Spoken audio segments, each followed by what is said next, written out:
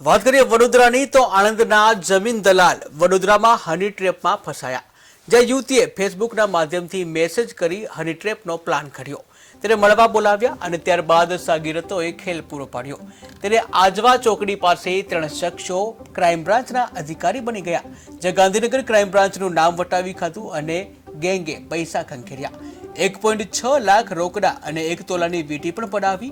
તેને દુષ્કર્મના ખોટા કેસમાં ફસાવવા અંગેની ધમકી આપી હતી, જ્યાં હની ટ્રેપ ટોળકીએ 1 લાખ ઓનલાઈન ટ્રાન્સફર કરાવ્યા હતા. તેને પકડાયેલ 5 આરોપી રાજકોટના રહેવાસી છે.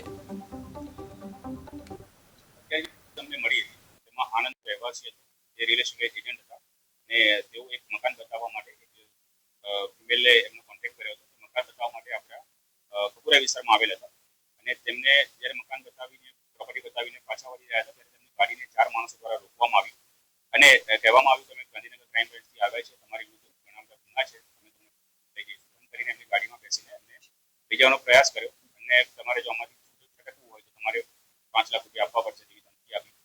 કુલ 5 આરોપી અમે અટક કર્યા છે, જેમાં એક મહિલા આરોપી છે અને 4 પુરુષ આરોપી છે અને તે લોકો રાજકોટ સાઈડના રહેવાસી છે. અને એમાંના 2 આરોપી એવા છે જેમના સુરતમાં પણ આજના બનાવના સારોલી પોલીસ સ્ટેશનમાં સેમ મોડસ ઓપરેન્ડી વાળા ગુનામાં વોન્ટેડ હતા.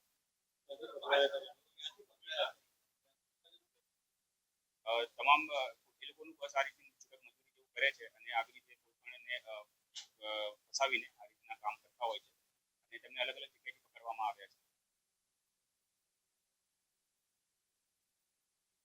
જે 5 આરોપી પકડાયા છે એમાંથી એક છે કલ્પેશ અગ્રાવત, બીજા ભાઈ છે અજય અગ્રાવત, બીજા વિનોદભાઈ, ચોથા માયાભાઈ કરીને છે.